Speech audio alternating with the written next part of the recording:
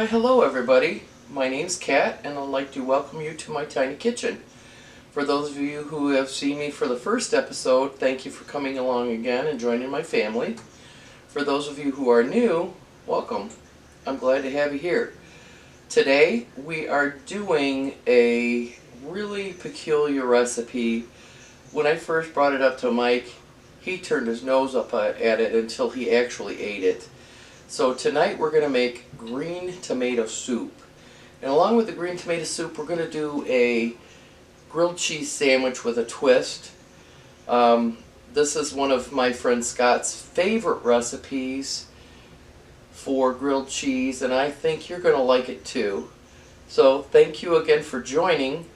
If you really like the content, please subscribe, like, make a comment. If you want to see more of this, go ahead and hit the notification bell, and you'll be able to get notifications whenever I post a video. I'm really trying to get the channel started right now, so I don't have a whole lot of content, but we're going to get there. And I thank you again. You guys enjoy and come along for the ride. So what I've done right now is I've got a lot of the ingredients going so that I can cut some time on the video for you. I've got 2 pounds of green tomatoes. I've got a pound of red tomatoes. I have 1 large onion. I have 1 serrano pepper, sort of seeded. I left some of the seeds in it because we do like our hot stuff. And then I have roasted garlic already. It calls for 2 cloves of garlic to roast, but I've already got some roasted garlic, so we're going to add that in later. So what I'm going to do is I'm going to put some olive oil. I've got 2 tablespoons of olive oil here, and I'm going to pour that over the tomatoes. And then I've got 2 teaspoons of salt, pepper, garlic. Now what I'm going to do is I'm going to mix these up a little bit, and then I'm going to put them on a baking sheet that I've covered with foil, and I'm going to put this in the oven at 400 degrees just so that we can roast the vegetables before we turn it into soup.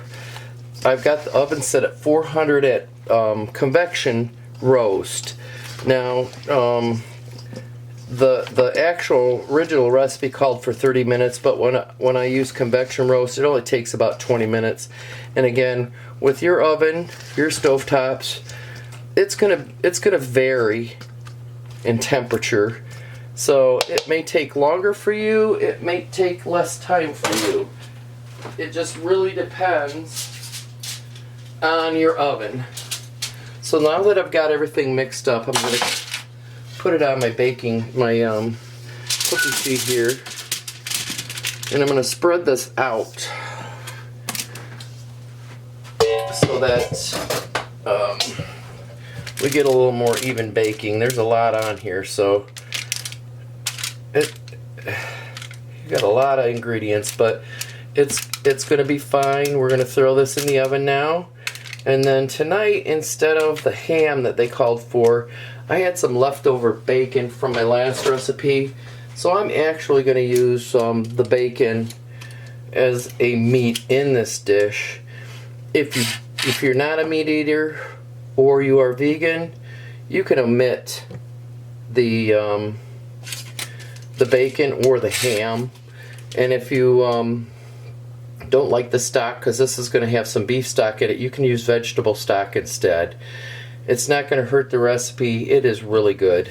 So let me get this in the oven, and we'll start getting the bacon going, and I will see you back here in about 20 minutes.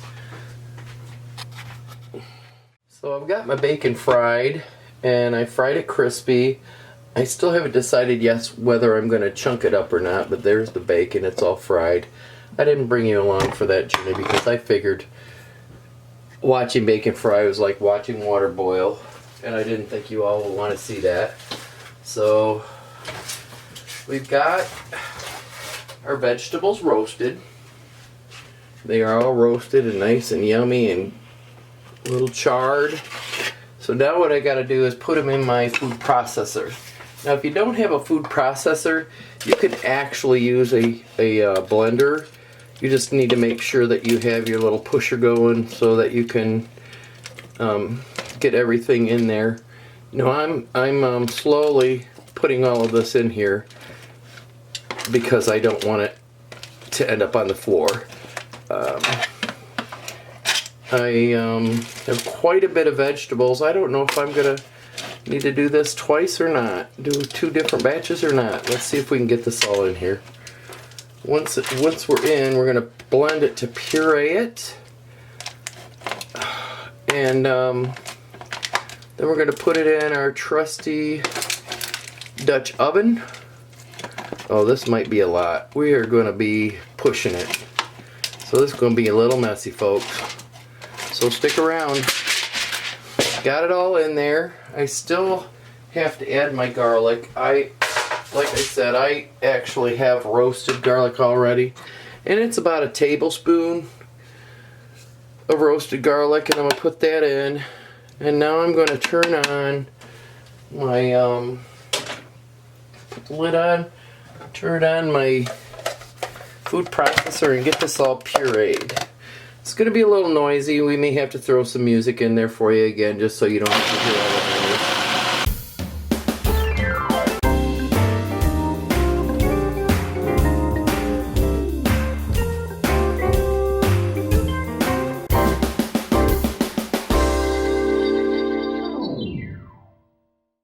That should be good enough.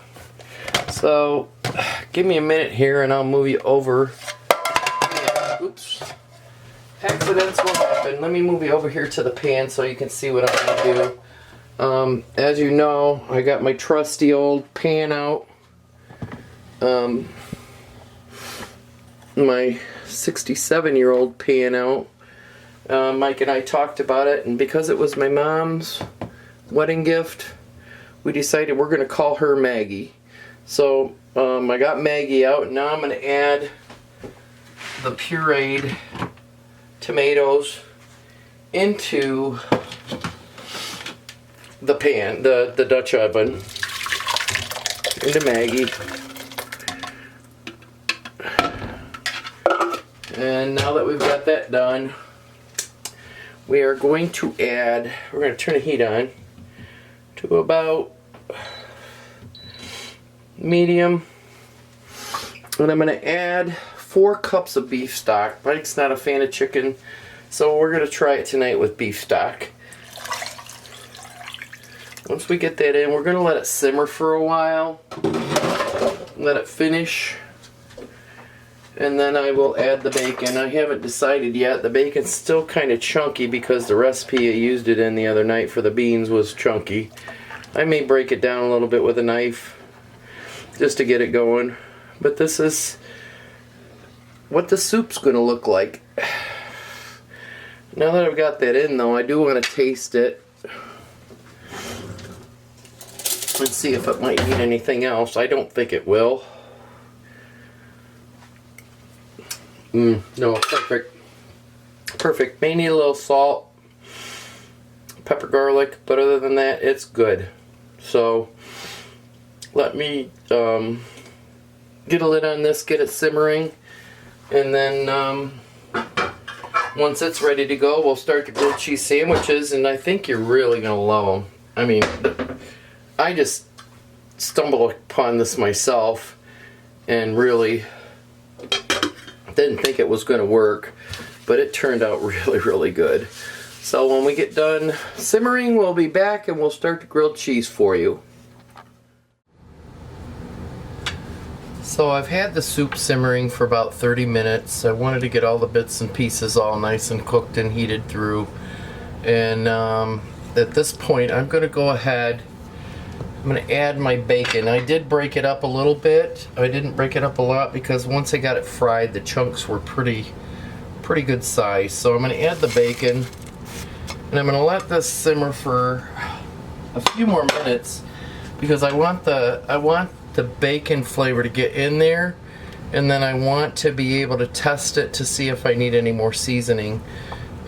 This soup, you're going to think this is funky, but it really is good. I am so surprised at how good it turned out.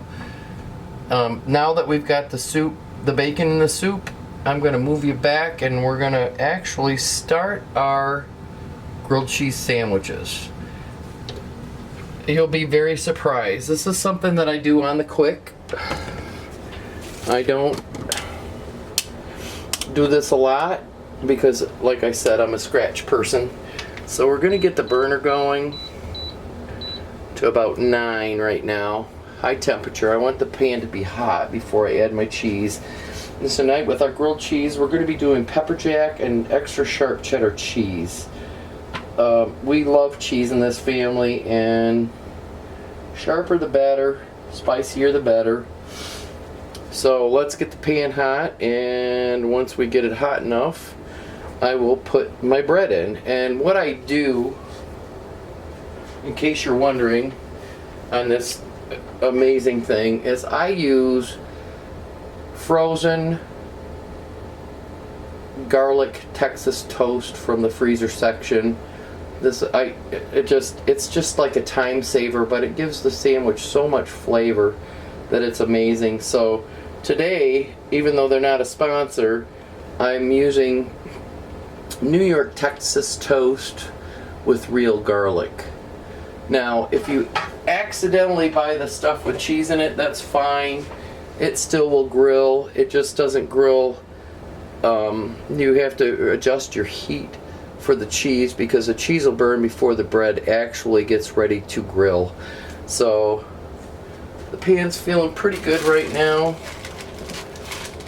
I can only do a couple at a time because like I said, we're a tiny kitchen and tiny space. So I think I'm going to be able to get 2 done. So I'm going to add 2 in right now and 2 more. And what we're going to do is we're going to grill these on one side first. And then once they're grilled, we're going to flip them over and add the cheese. And let the cheese melt a little bit before we put them together and finish the grill. They're going to be so delicious. And like I said, my friend Scott, I test drove these on Scott and his wife Joy, and they loved them. And I believe he now makes his grilled cheese this way. So we'll see what happens here. We'll just keep going. While we're waiting for this to grill on one side, I'll share a little bit more information with you about myself. I do like photography. Am I a professional photographer? No. But I do like to take pictures. For a long time, until I got a little bit unhealthy, I was doing a lot of work for our local Legion, for fundraisers, kids events, and I did a lot of videography and a lot of photography for them, for those events. I do a lot of nature now. Most of the stuff I've taken, and I'll share a picture or 2 with you in this video, is nature. I love nature. I love flowers. I love the fall colors. I don't love fall, but I love the fall colors. And it's just something to a hobby. I've taken many pictures. I actually have pictures of my neighbor's sunflowers that I printed and gave to them last year or the year before, just because they were so beautiful.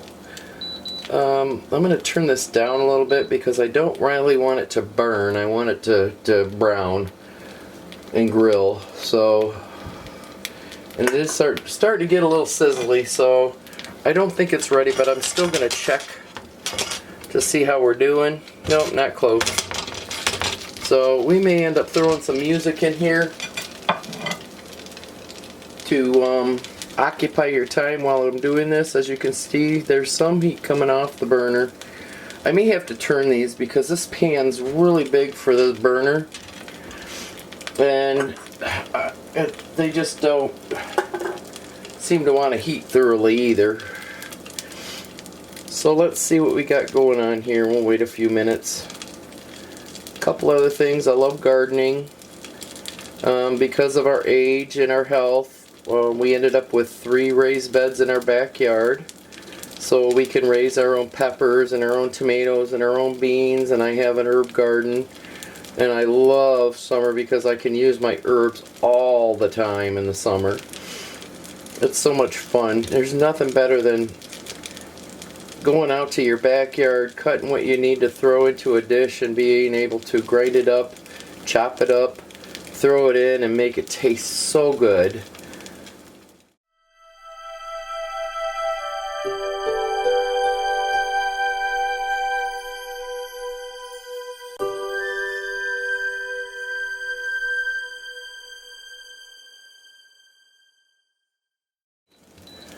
So I think we're about ready to turn these because I think they're going to burn on the inside of the pan. Yeah, that's starting to get a little brown. Not a lot, but a little. And when you do these this way, actually the flavor from the garlic seasoning on the bread is so good. It just works so well with the cheese that you're going to put on it. Let me flip this one around. They're starting to get a little brown on the edges, but I really do want them to actually brown. And normally, because I'm running on a tight schedule tonight, normally I get these out and I let them set for a little bit, just so that the bread is a little less frozen, because it is from the frozen section of the store. But tonight I was on a time crunch and that didn't happen, so we are gonna just play it by ear. And off to the side, while we're waiting, I'm gonna go ahead and check my soup to see if I need to add any more seasonings. Before I added the bacon, it seemed to need a little bit more salt, pepper, garlic blend. But now that the bacon's been in there for a few minutes, I think it's going to be okay. Ooh. Yeah, it does need a little bit of salt, pepper, garlic. If you want to know about that, that'll be coming to a video near you. One of these days I'm going to do a little video of what Kat uses for seasonings, and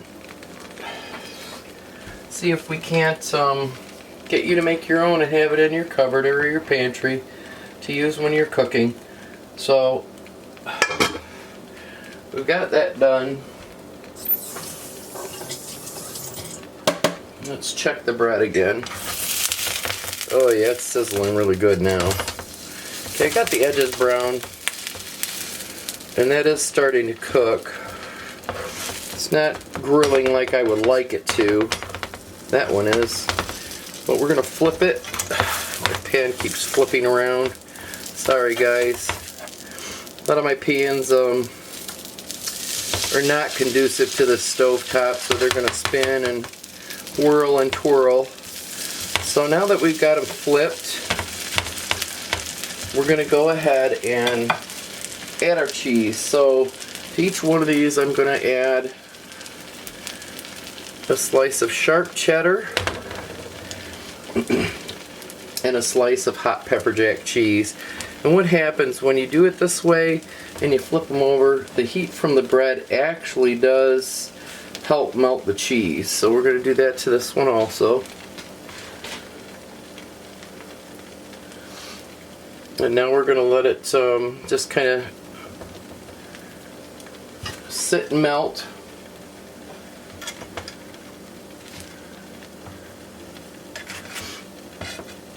And in about a minute or so I will probably go ahead and flip the bread back over on top, so that'll help it also to melt the cheese. That way when you bite into your grilled cheese sandwich, you're not biting into a bunch of cold cheese. So now that we've got a minute or so, even though it's not really grilled yet, I'm going to go ahead and flip these over. So there's that one, and then when we get to that point where the one side is grilled, then we'll go ahead and flip it over and grill the other side. So I'm going to push these down a little bit. The cheese is already starting to melt, which is really nice. So, and this can be sometimes like watching water boil too, because it takes a little while. So, there you go. We're just going to wait. Dinner's almost ready. I told Mike I should have her done before midnight, and I'm going to hit that goal. It's going to be close, but I'm going to hit that goal. It's kind of nasty when you're working full-time still, and you have time constraints. And you got things you got to do after work. Running, errands, yard work, anything. It kind of puts a crimp on your dinner. So we're late tonight, but we are going to be good.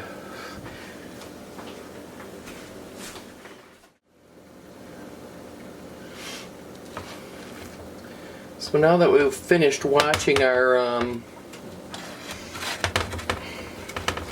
grilled cheese sit here for a while, I'm going to flip it over. That's perfect. Flip this one over. Oh, that's perfect too. Could be a little darker on that other side, but hey, when you're working with a smaller burner, it's what it is. So we're going to let them finish browning on the other side. And I'm not just doing two tonight. I'm going to do a third one, but I probably won't record that for you. I promised Victor that I would make him one of these. I don't think he's ever tried one, and I think he'd really like it. So we're just going to watch our grilled cheese.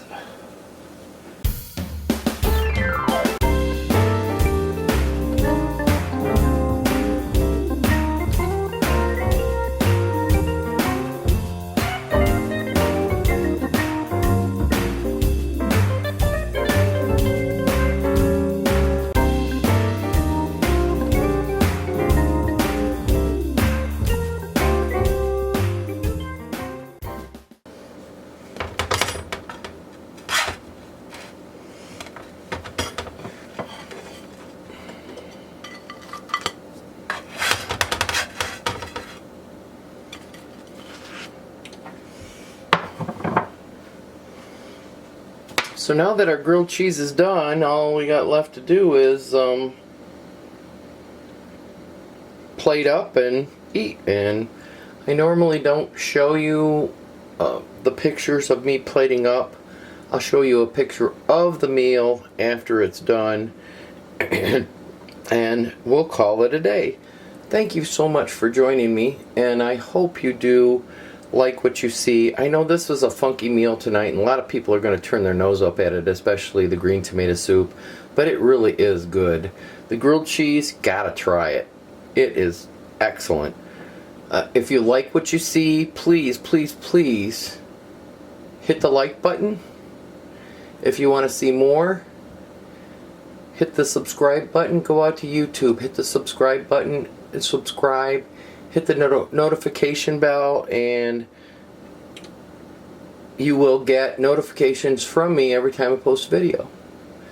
Thank you guys for joining me. I really appreciate it. Have a great night.